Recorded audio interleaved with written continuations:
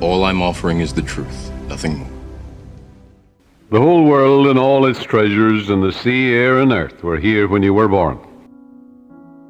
Begin to think of the untold and undiscovered riches all around you, waiting for the intelligence of man to bring them forth. Look at wealth as the air you breathe. Get that attitude of mind. As Emerson said to the woman, who wanted to prosper. He took her down to the ocean. He said, "Take a look." She said, "Oh, there's plenty of water, isn't there?" He said, "Look at wealth that way, and you'll always have it." Yes, realize it's like the tide, forever flowing out, forever flowing back. A sales manager said to me that an associate of his sold $1 million idea for expansion to the organization. You can have an idea worth a fortune too. Wealth is a thought image in your mind. Wealth is an idea in your mind. Wealth is a mental attitude. He also told me that there were more millionaires now in the United States than at any time in the history of the country. You can have an idea worth a fortune, yes, you can.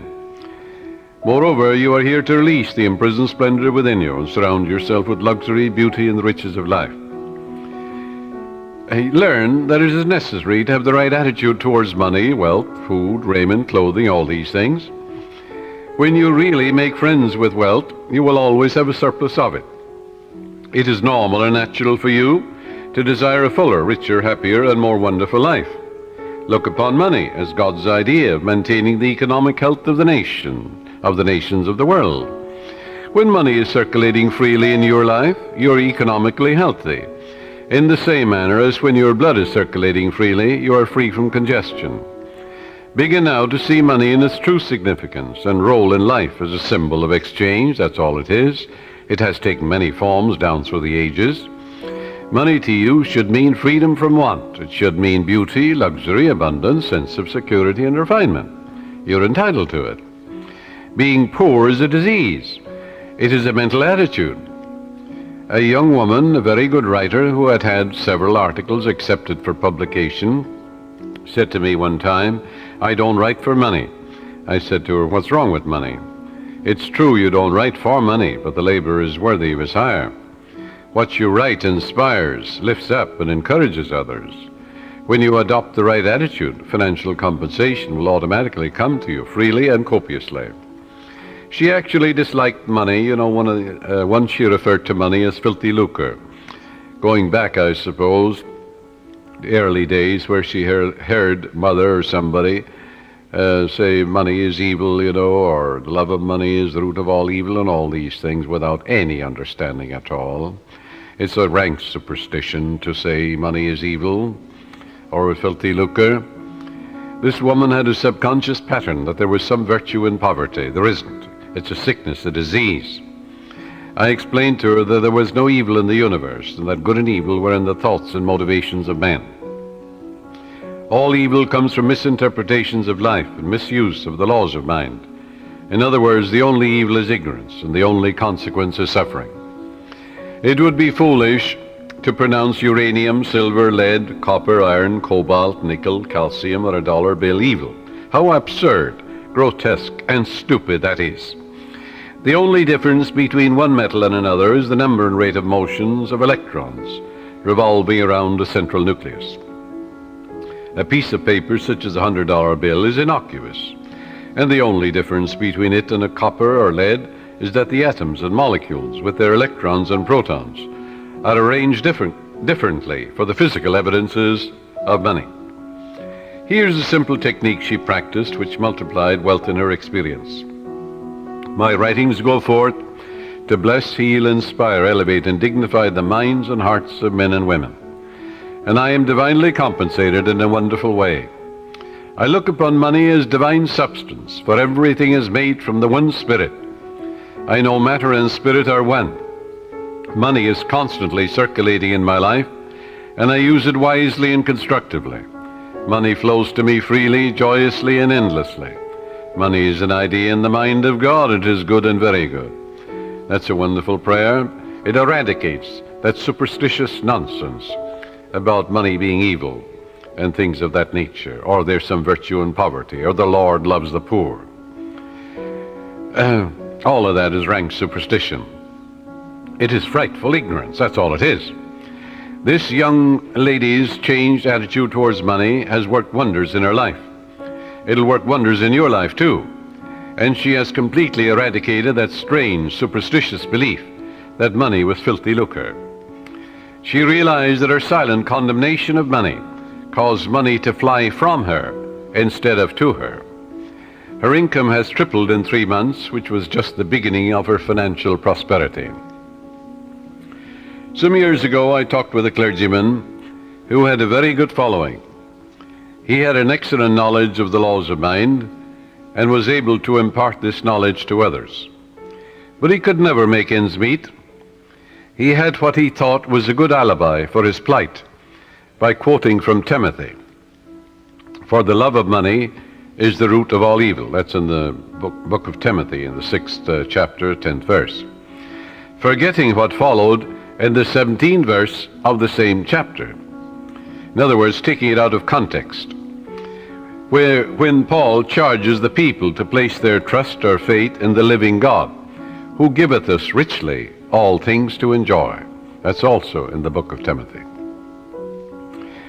Love in biblical language is to give your allegiance, loyalty, and faith to the source of all things, which is God or the living Spirit or the life principle in you. You are not, therefore, to give your allegiance, loyalty, and trust to created, but to the Creator, the eternal source of everything in the universe, the source of your own breath, source of your life, the source of the hair in your head, the source of your heartbeat, the source of the sun and the moon and the stars, the source of the world and the earth you walk on. If a man says, all I want is money, nothing else, that's my God, and nothing but money matters. He can get it, of course, but he's here to lead a balanced life. Man must also claim peace, harmony, beauty, guidance, love, joy, wholeness in all phases of his life. How can he live without courage, faith, love, goodwill, joy in this world today? Nothing wrong with money, not a thing in the world, but that's not the sole aim in life. To make money the sole aim in life would constitute an error, a wrong choice. There wouldn't be anything evil in it, but you'd be imbalanced and lopsided. You must express your hidden talents. You must find your true place in life. You must experience the joy of contributing to the growth, happiness, and success of others. We're all here to give. And give of your talents to the world. God gave you everything. God gave you himself.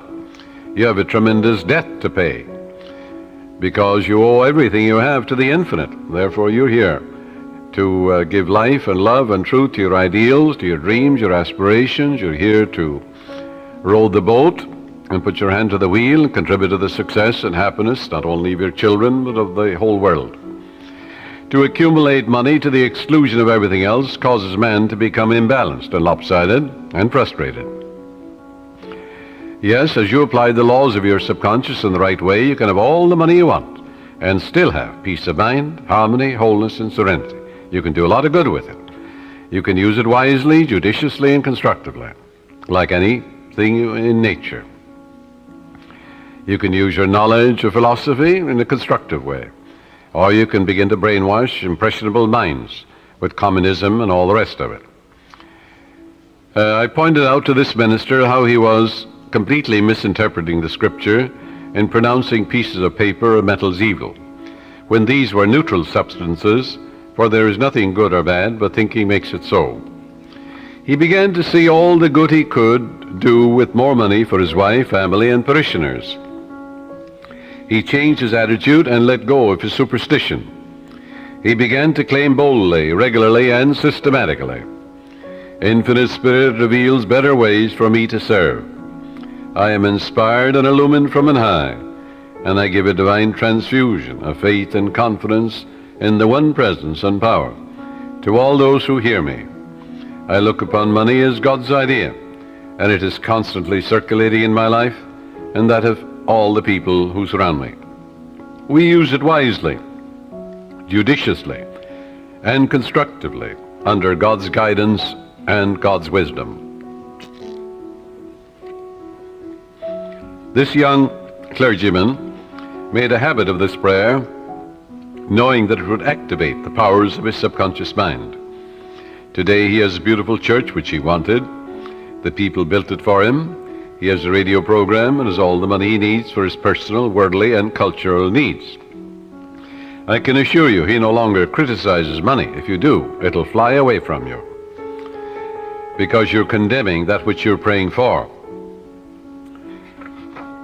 Now, follow this technique which I'm going to outline for you, and you'll never want for wealth all the days of your life, for it is the master key to wealth.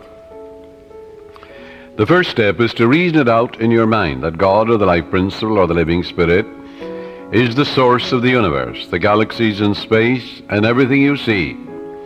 Whether you look at the stars in the sky, the mountains, the lakes, the deposits in the earth and the sea, or all animals and plants. The life principle gave birth to you, and all the powers, qualities, and attributes of God are within you. Come to a simple conclusion that everything you see and are aware of came out of the invisible mind of the infinite, or the life principle. And that everything that man has invented, created, or made came out of the invisible mind of man. And the mind of man and the mind of God are one, for there's only one mind. That mind is common to all individual men.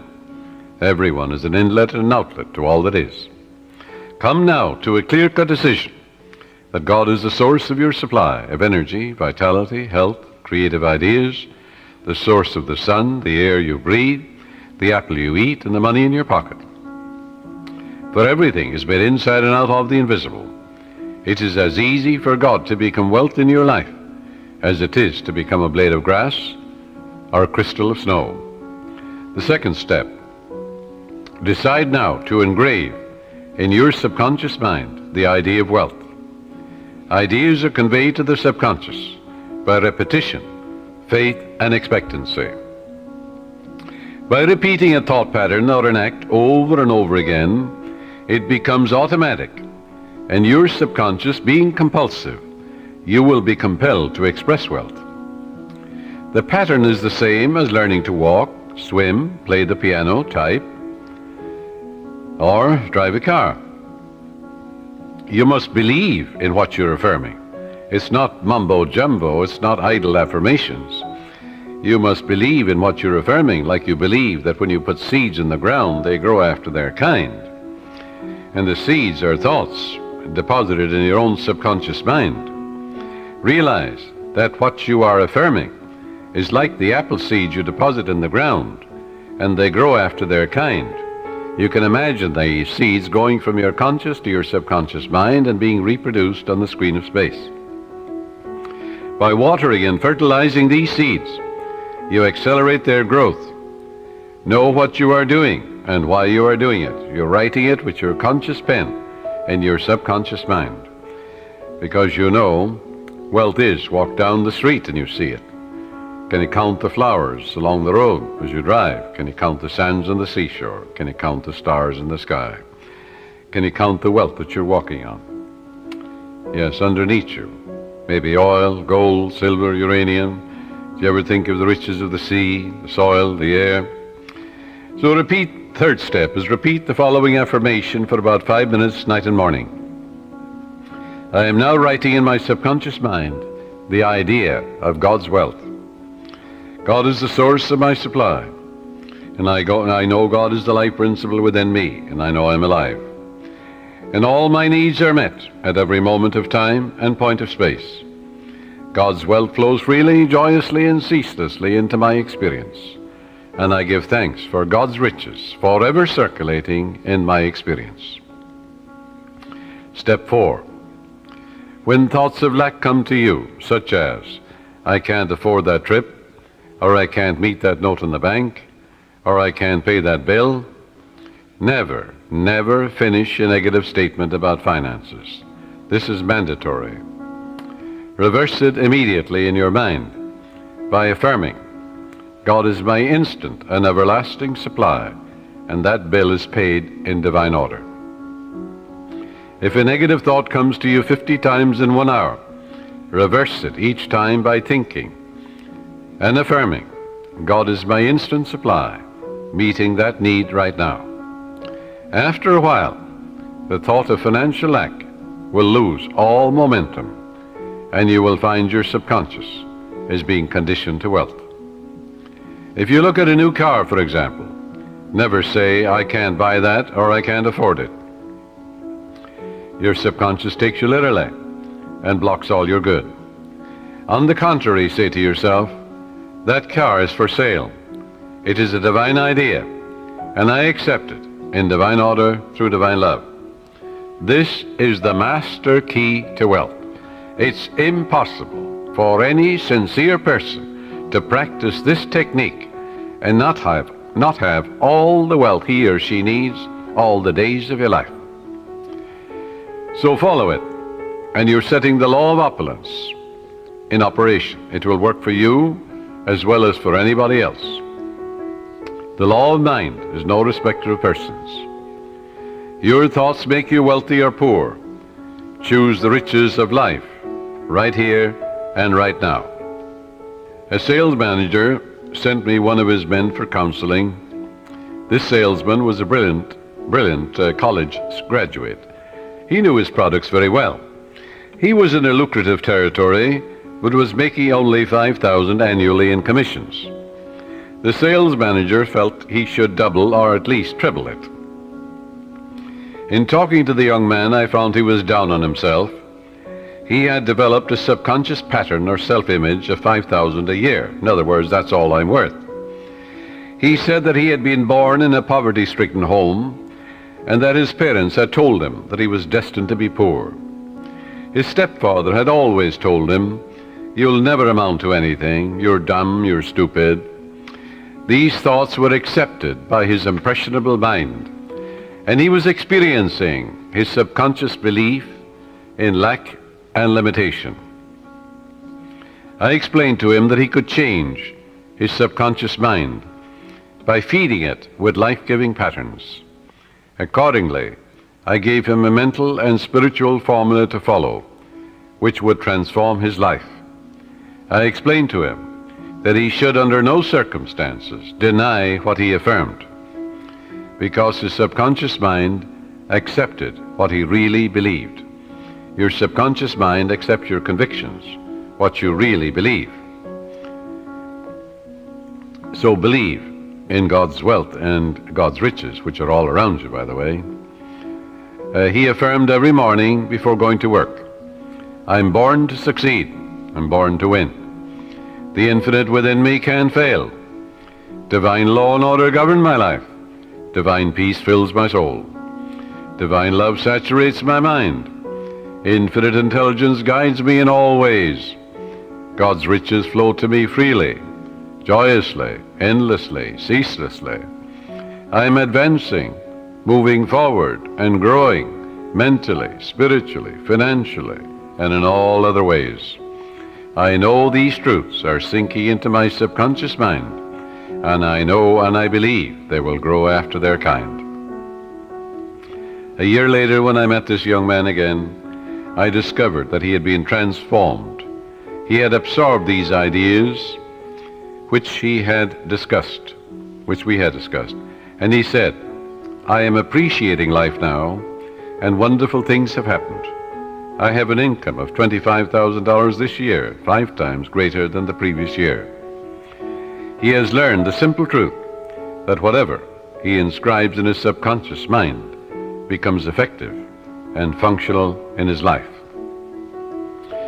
That power is within you. You can use it also. The young boy who's operating this machine while I am broadcasting, his name is Robbie Wright. He told me about his uncle who used to work in a bank. And this uncle wanted to make more money for his wife and his children. And he was always affirming, God is my instant supply, I'm divinely guided in all ways, infinite spirit opens up a new door. Well, he told me that his uncle was in town about 2 months ago, and that his salary now is $200,000 a year, all his expenses paid. And he was getting $40,000 when he started to realize the truth about himself. And he's able to do great things and living a wonderful life down south in another state. All of this is an idea. All it was an idea in his mind. Wealth is an idea. A radio is an idea, television is an idea, an automobile is an idea, everything you look at is an idea. Suppose you destroyed all the automobiles in the world due to some holocaust.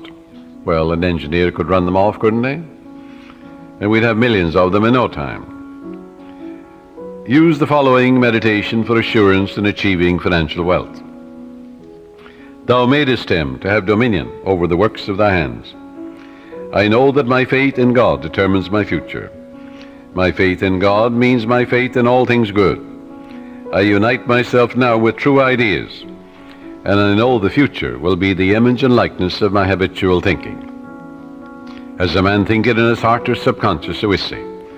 From this moment forward, my thoughts are on whatsoever things are true, whatsoever things are honest, whatsoever things are just, whatsoever things are lovely and of good report.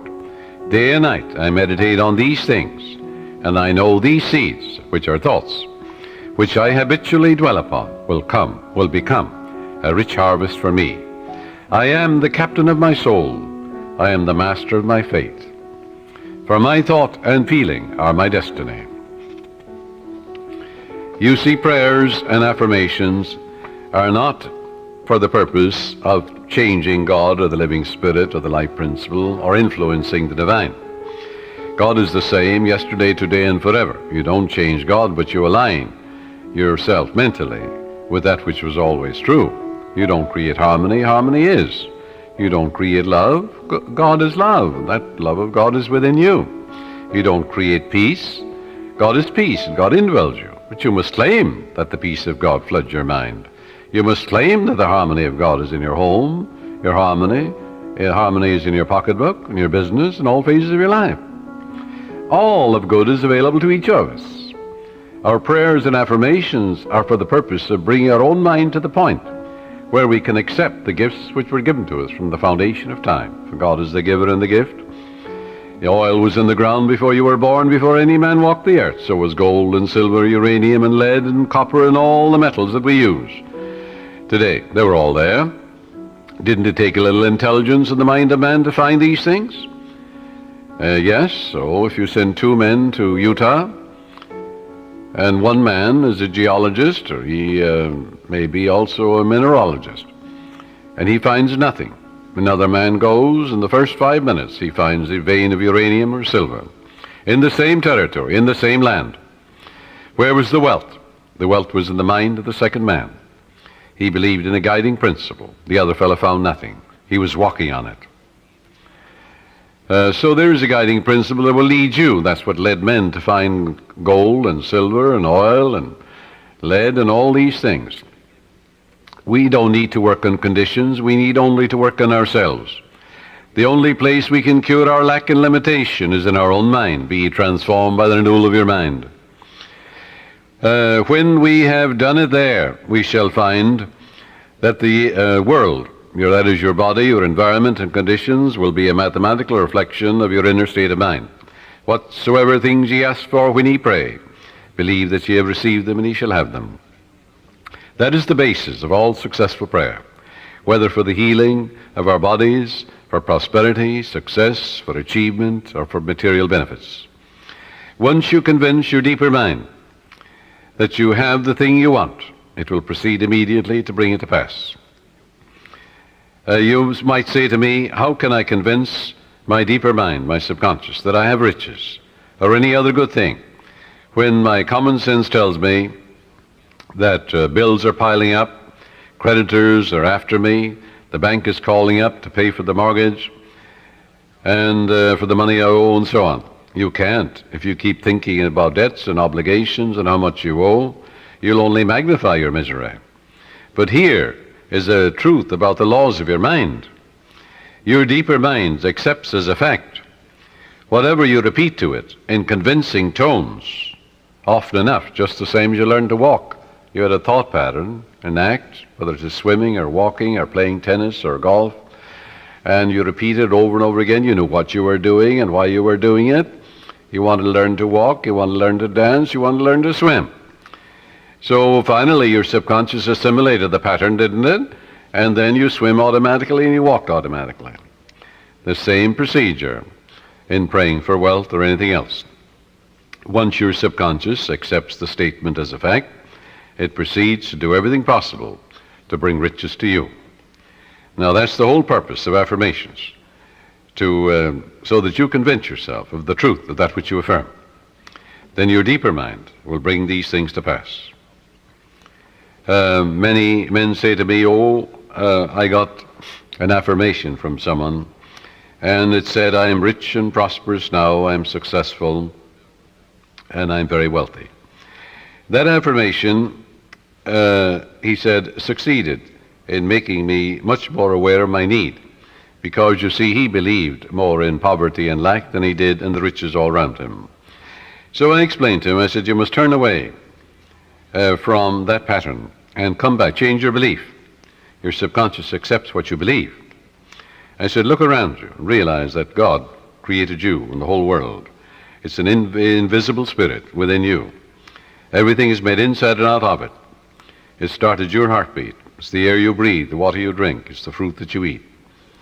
And therefore turn away and turn within and change that and say, I recognize the eternal source of my supply. God is the source of my supply.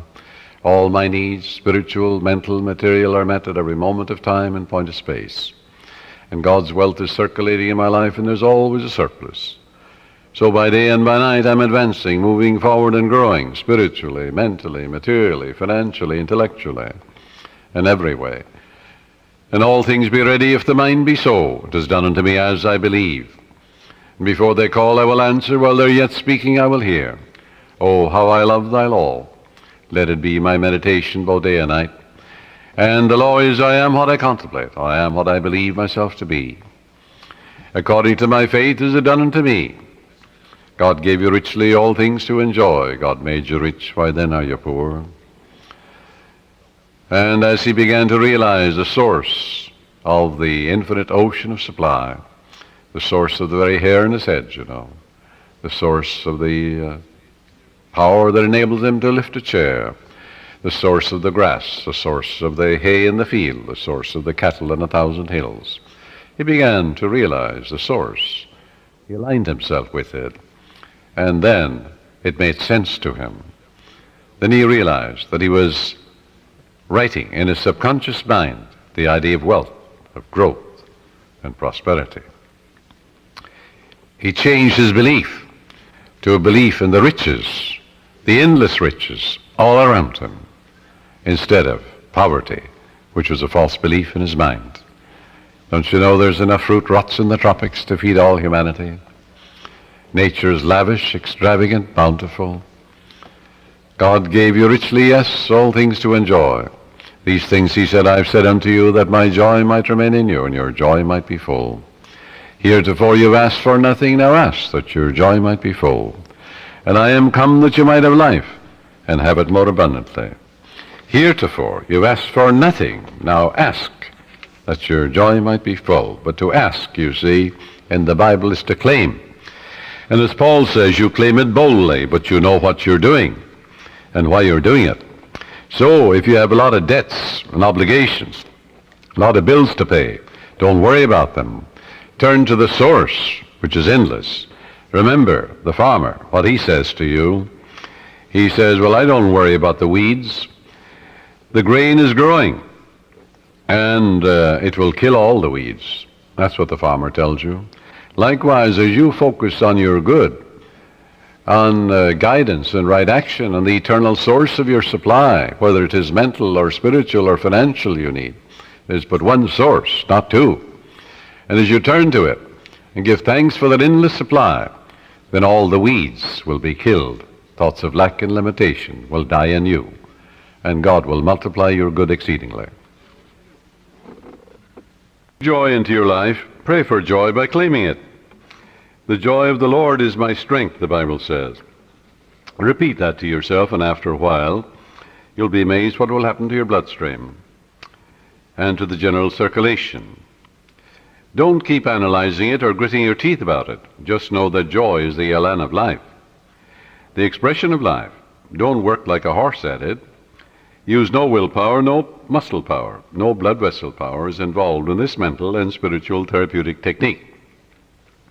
Just know and claim that the joy of the Lord is flowing through you now, and wonders will happen as you pray this way. Freedom and peace of mind will be yours as a result. If you have peace of mind, you'll have peace in your pocketbook, in your home, in your relationship with people, for peace is the power at the heart of God.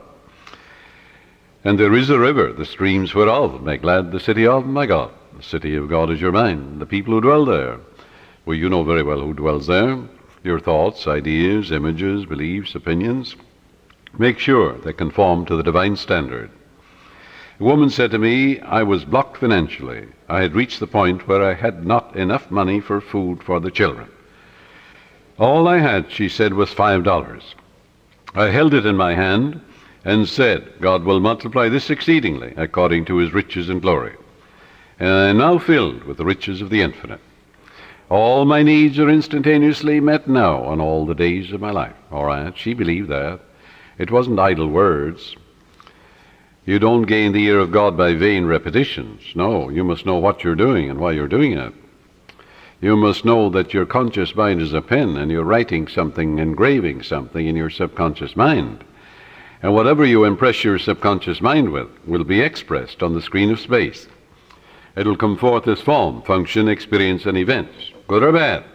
So make sure you plant that which is lovely and of good report. She said, I affirmed that all my needs are instantaneously met now in all the days of my life for about a half an hour, and a great sense of peace came over me. I spent the $5 freely for food. The owner of the market asked me if I wanted to work there as a cashier, since the present one had just gotten married and left. I accepted it, and shortly afterwards I married the owner, my boss, and we have experienced and are experiencing all the riches of life. This woman looked to the source. She didn't know how her prayer would be answered, because you never know the workings of the subconscious. She believed in her heart in the blessings of the infinite. Follow. To believe is to live in the state of being it. It also means to be alive to the eternal truths. Her good was magnified and multiplied exceedingly, because the subconscious always magnifies what you give attention to. There is a presence and a power within you, and you can use it, and you can stir up, as Paul says, the gift of God within you. For God is the giver and the gift, and everything has been given to you. And therefore you can tune in and claim guidance, right action, beauty, love, peace, abundance, security. You can say to yourself, well, God's ideas unfold within me, bringing me harmony, health, peace, and joy. If you're in business, you're a professional man, you're an artist, you're an inventor, just sit down quietly and say, God reveals to me new creative ideas, original, wonderful ideas, which bless humanity in countless ways. And then watch the wonderful ideas that come to you.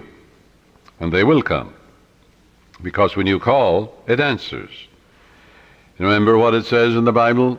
Call upon me, I'll answer you. I'll be with you in trouble. I'll set you on high, because you have known my name. And then the name means the nature. Well, the nature of infinite intelligence is responsiveness. Call, the response comes. Constantly affirm, feel and believe that God multiplies your good exceedingly, and you will be enriched every moment of the day, spiritually, mentally, intellectually, financially, and socially, for there's no end to the glory of man for his daily living. Watch the wonders that will happen as you impress these truths in your subconscious mind. As you listen to this tape, this cassette, let these truths sink into your subconscious, and they will, and they are. And you're engraving them. And the more often you do this, well, the quicker you will impregnate your deeper mind. You'll experience a glorious future in a financial way, in every way too. Watch your thoughts. Never talk about economic lack and limitation. Never talk about being poor or in want. It is very foolish to talk to your neighbors or relatives about hard times, financial problems, and like matters. Count your blessings. Begin to think prosperous thoughts. Talk about the divine riches present everywhere. Realize that the feeling of wealth produces wealth. When you talk about not having enough to go around, and how little you have, and how you must cut corners and eat the cheapest meat, these thoughts are creative, and you are only impoverishing yourself. Use the money you now have freely. Release it with joy, and realize that God's wealth flows to you in avalanches of abundance. Look up to the source. As you turn to the divine presence within you, the response will come. It is written, He careth for you. You will find neighbors, strangers, associates adding to your good, and also to your supply of material things. Make it a practice to pray for divine guidance in all your ways, and believe that God, or the Supreme Intelligence, is supplying all your needs according to His riches and glory. Claim it boldly. Come boldly to the throne of grace, Paul says. And grace, when it's removed from its mystique, is simply the mathematical, orderly reflection of your habitual thinking and imagery. In other words, there's supreme intelligence that responds to your conscious thinking and imagery. Pray for divine guidance, therefore, in all your ways. As you make a habit of this attitude of mind, you will find the invisible law of opulence can and will produce visible riches for you. Recently, a doctor told me that her constant prayer was as follows: I live in the joyous expectancy of the best, and invariably the best comes to me. My favorite Bible verse, she said, with which I saturate my mind is, He giveth to all life and breath and all things. That's from the book of Acts, 17th chapter, 25th verse. She has learned that she is not dependent on people for joy, health, success, and happiness or peace of mind. She looks to the living Spirit Almighty within her for promotion, achievement, wealth, success, and happiness. Whosoever trusteth in the Lord, happy is he. That's from the book of Proverbs, 16th chapter, 20th verse. Contemplate promotion, success, achievement, illumination, and inspiration, and the Spirit of the Almighty will move in your behalf, compelling you to express fully what you meditate on. Let go now and permit the infinite riches of the Infinite One to open up new doors for you. Let wonders happen in your life. In prayer therapy, avoid struggle and strain. Don't try and force things. How could you add power to omnipotence? Can you make a seed grow? You can't. Plant it in the ground. It will grow. The oak is in the acorn. The apple is in the apple seed. The archetype or pattern is there, but you must deposit it in the soil where it dies, undergoes dissolution, bequeaths its energy to another form of itself. Spiritual-minded man, he looks at an acorn, he sees a forest, Yes, that's the way your subconscious works. It magnifies your good exceedingly. So avoid strain, since this attitude is indicative of your unbelief. If you're worrying and fearful and anxious, well, that inhibits your good. That brings about blocks and delays and impediments in your life. What does fear do? That which I greatly feared has come upon me. Reverse it. That which I greatly love comes into my experience. Love is emotional attachment. In your subconscious is all the wisdom and power necessary to solve any problem. Your conscious mind is prone to look at external conditions and tends continually to struggle and to resist. Remember, however, it is the quiet mind that gets things done. Quiet your body periodically. Tell it to be still and relax. It has to obey you. Your body moves as moved upon. Your body acts as acted upon. Your body has no self-conscious intelligence, no volition, no will. It moves as moved upon. You can play a melody of God on your body. When your conscious mind is quiet and receptive, the wisdom of your subconscious rises to the surface mind, and you receive your solution. A beauty parlor operator told me that the secret of her success was that every morning prior to opening her beauty salon, She had a quiet period in which she affirms, God's peace fills my soul, and God's love saturates my whole being. God guides, prospers, and inspires me. I am illumined from on high, and His healing love flows from me to all my clients. Divine love comes in my door. Divine love goes out of my door. All those who come into my salon are blessed, healed, and inspired. The infinite healing presence saturates the whole place. This is the day the Lord hath made, and I rejoice and give thanks for the countless blessings which come to my clients and to myself. She had this prayer written out on a card and reiterates these truths every morning.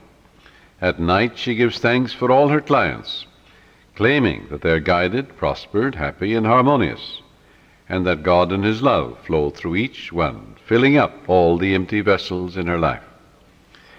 She stated to me that following this prayer technique pattern, at the end of 3 months she had far more clients than she could handle, had to hire 3 additional operators.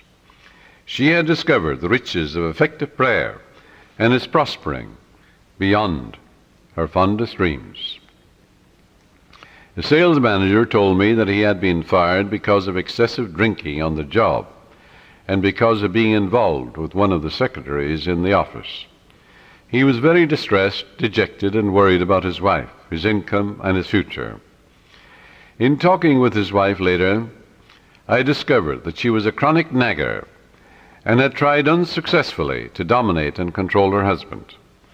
She was abnormally jealous and very possessive, and she clocked him in every evening, creating a scene if he were not home at a certain hour. He was emotionally and spiritually immature and did not handle the matter at all constructively. He deeply resented her nagging and her clocking of his arrival at home, and retaliated by drinking and becoming involved with another woman.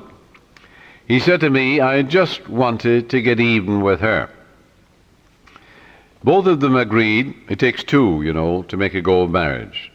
It takes 2 to prosper. If a husband and wife will agree in prosperity and success, agreement means harmony, they will prosper. They'll have all the money they need to do what they want to do when they want to do it.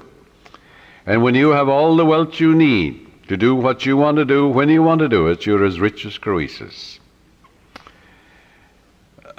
Both of them agreed to start a prayer process night and morning, realizing that as they prayed for each other, there could not possibly be any bitterness, hostility, or resentment, as divine love casts out everything unlike itself. And it does. She prayed night and morning as follows. My husband is God's man. God is guiding him to his true place. What he is seeking him. Divine love fills his soul. Divine peace fills his mind and heart. He is prospered in all his ways, spiritually, mentally, financially, socially, every way. By day and by night he is advancing, moving forward and growing, spiritually, mentally, financially, socially, intellectually, in all ways, for life itself is growth.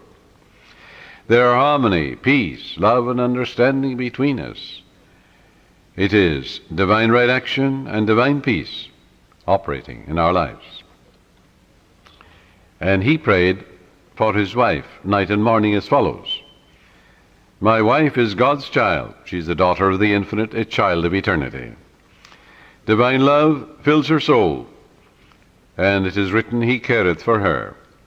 Divine love, peace, harmony, and joy flow through her at all times. She's divinely guided and prospered in all her ways. For to prosper is to grow along all lines. There are harmony, peace, love, and understanding between us. I salute the divinity in her, and she salutes the divinity in me. As both of them became relaxed and peaceful about the situation, they realized that only good can come out of this situation. Soon he received a phone call from the president of the company calling him back, stating that he had heard he had had a reconciliation with his wife, and at the same time he praised him for his past achievements and accomplishments for the organization. Actually, his wife, without his knowledge, had visited the president of the company and had told him the whole story. How happy they now were, and how the other woman had vanished out of his life. She told how they were now praying together. He was impressed, and she and her husband discovered very quickly the riches of scientific prayer. For the riches of the infinite are within you. You can know if you have succeeded in prayer by the way you feel. If you remain worried or anxious, if you're wondering how, when, and where, or through what source, your answer will come. You are meddling. This indicates you do not really trust the wisdom of your subconscious. Avoid nagging yourself all day long, or even from time to time. When you think of your desire, lightness of touch is important. Remind yourself that infinite intelligence has taken care of it, in divine order, far better than you can by tenseness of your conscious mind. For example, if you say, well, I need $5,000 by the 15th of next month, or the judge must make a decision for me by the 1st of the month, otherwise I lose my home, my mortgage, and so on. That's fear and anxiety and tension. What will that do? Bring blocks and delays, impediments and difficulties into your life. Always go to the source. Remember, in peace and in confidence shall be your strength. When you're anxious and tense and worried, that will not bring about prosperity or peace of mind or health or anything. Go back to the source. Come to a place of absolute rest in your mind and say to yourself, reiterate these truths. It is done unto me as I believe. Go thy way as thou hast believed, so be it done unto thee. All things be ready if the mind be so, which means all I have to do is ready my mind to receive the benediction, the guidance, the wealth, the answer, the solution, the way out. According to my faith is done unto me. Go thy way, thy faith hath made thee whole. Go in peace, thy faith hath made thee whole. And all things are ready if the mind be so. The light of God shines in me. The peace of the everlasting God fills my soul. And quietness and confidence shall be my strength. God gave me richly all things to enjoy. With God all things are possible. Reiterate these simple truths. Say, the Lord is my shepherd, I shall not want. He maketh me to lie down in green pastures. He leadeth me beside the still waters. He restoreth my soul. When I call upon him and he answers me, he'll be with me in trouble. He'll set me on high because he hath known my name. God is my instant everlasting supply and ever-present help in time of trouble. Reiterate these truths. Read a psalm like the 23rd and 91st Psalm. And go over these psalms quietly, peacefully, and lovingly. You'll get to a point of rest and peace in your mind. And you realize that God is never late, and that God is your instant and everlasting supply, guiding and directing you, revealing to you everything you need to know, opening up the door for you, revealing to you the solution. And God's riches are circulating in your life, and there's always a surplus. Then, when you act that attitude of mind, the way will open up, the dawn will appear, and the shadows will flee away. But you won't get an answer by worry and fear and tension and anxiety. This will only attract more lack, more difficulties. So reverse it. Go back to the source. Reiterate the truths you know.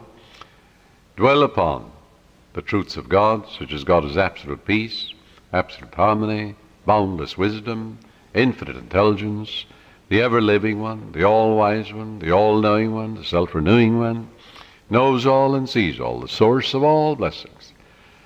That will quiet your mind. That will give you peace. And when the mind at peace always gets the answer, for in quietness and in confidence shall be your strength. And God knows only the answer. So learn to let go and relax.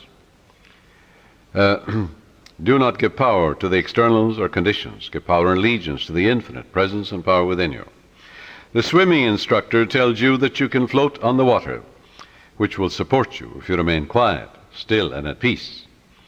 But if you get nervous, tense, fearful, you will sink. When you are seeking wealth, prosperity, success, or a spiritual healing, or anything, Feel that you're immersed in the holy omnipresence, like you feel you're in the ocean or in a swimming pool. And realize the golden river of life, love, truth, and beauty are flowing through you now, transforming your whole being into the pattern of harmony, love, peace, and abundance. Feel yourself swimming in the great ocean of life. That sense of oneness will restore you, for he restoreth my soul. The following meditation will bring many wonderful things into your life. Listen to it and say, these truths are sinking into my subconscious mind. I picture them going from my conscious to my subconscious, like seeds I'm depositing in the soil. I know that I mold, fashion, and create my own destiny. My fate is in the infinite being which created all things, and my faith in God is my fortune. This means an abiding faith in all things good. I live in the joyous expectancy of the best, and only the best comes to me. I know the harvest I will reap in the future, because all my thoughts are God's thoughts, and the power of God is with my thoughts of good. My thoughts are the seeds of goodness, truth, beauty, and abundance. I now place my thoughts of love, peace, joy, success, abundance, security, and goodwill in the garden of my mind. This is God's garden. The glory and beauty of God will be expressed in my life, and I will know it. My garden will yield an abundant harvest. From this moment forward, I express life, love, and truth. I am radiantly happy and prosperous in all my ways. And God multiplies my good exceedingly. To prosper means to succeed, to thrive, to turn out well. In other words, when you are prospering, you're expanding, growing spiritually, mentally, financially, socially, and intellectually. Never be envious or jealous of another person's wealth or promotion or their diamonds or jewels, for that would impoverish you. That would attract lack and limitation to you. Rejoice in their success, in their prosperity, in their wealth, and wish for them greater riches, because what you wish for the other, you're wishing for yourself, for you're the only thinker. What you think about the other, you're creating in your own mind and body and experience, and also in your pocketbook. This is why you rejoice in the success and the prosperity and the millions that others have. In order to truly prosper, it is necessary that you become a channel through which the life principle flows freely, harmoniously, joyously, and lovingly. I suggest that you establish a definite method of working and thinking, that you practice it regularly and systematically every day. One young man who consulted me had experienced a poverty complex for many years, had received no answers to his prayer. He had prayed for prosperity, but the fear of poverty continuously weighed on his mind. And naturally, he attracted more lack and limitation than prosperity. The subconscious mind accepts the dominant of two ideas. Change your mind from belief in poverty, but begin to believe in God's riches, which are all around you. Infinite riches. After talking with me, he began to realize that his thought image of wealth produces wealth, that every thought is creative, unless it is neutralized by a counter thought of greater intensity. Furthermore, he realized that his thought and belief about poverty was greater than his belief in the infinite riches all around him. Consequently, he changed his thoughts and kept them changed. I wrote out a prosperity prayer for him as follows. It will benefit you. I know there is only one source, this is the prayer, the life principle, the living spirit, from which all things flow. It created the universe, and all things therein contained. I am a focal point of the divine presence. My mind is open and receptive. I am a free-flowing channel for harmony, beauty, guidance, wealth, and the riches of the infinite. I know that wealth, health, and success are released from within and appear in the without. I am now in harmony with the infinite riches within and without. And I know these thoughts are sinking into my subconscious mind and will be reflected on the screen of space. I wish for everyone all the blessings of life. I am open and receptive to the divine riches, spiritual, mental, and material, and they flow to me in avalanches of abundance. This young man focused his thoughts on God's riches rather than on poverty, and made it a special point never to deny what he affirmed. Many people pray, for wealth, and they deny it an hour later. They say, I can't afford this, I can't make ends meet. They're making a mockery of their prayer. They're like the man that gets into a taxi in New York, and he's going to the airport, and on the way he says to the taxi driver, oh, take me back home, I forgot my passport. So he goes back. Then he said on the way again, oh, I better go to my club, I forgot my wallet. So the taxi driver takes him to his club. And he says, oh, I forgot some letters at my grandmother's. So off he goes to the grandmother. And he gives a half a dozen directions in a half an hour to the taxi driver. Finally, the taxi driver takes him into the police station because he realizes he's mental. Well, now this is the way millions of people pray, even in the New Thought movement. They give a half a dozen directions to their subconscious mind in a half an hour or an hour. The subconscious is so confused and perplexed, it doesn't know what to do, it doesn't do anything. So it results in plain frustration. Frustration, it comes from frustrare, to deceive, to work for nothing. So you don't put a seed in the ground and then dig it up. Stop contradicting what you've affirmed. And that's the way people pray for prosperity. They're constantly denying what they're affirming. And they're making a mockery of prayer. So this young man focused his thoughts on God's riches rather than poverty, and he stopped saying, I can't afford, or I can't buy that piano, or I can't buy that car. He never used the word can't. Can't is the only devil in the universe. Your subconscious takes you literally and blocks all your good. Now, in a month's time, his whole life was transformed. He affirmed the above truths, which I just mentioned, morning and evening for about 10 minutes, slowly and quietly, engraving them in his mind, knowing what he was doing, believing what he was doing, knowing that he was actually writing down these truths in his subconscious mind, causing the latter to be activated and to release its hidden treasures. For the gold mine is in your subconscious, the diamond mine is there. It's the source of all the riches of heaven. Although this man had been a salesman for 10 years with rather dim prospects for the future, suddenly he was made sales manager at $30,000 a year plus prime benefits. Your subconscious has ways that you know not of. It's impossible to impregnate your subconscious mind with the idea of wealth and be poor.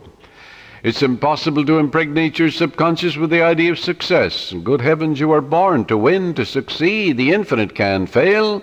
You're born to triumph. Son, thou art ever with me, and all that I hath is thine. Let your prayer be, by day and by night I'm advancing, moving forward and growing. God gave me richly all things to enjoy.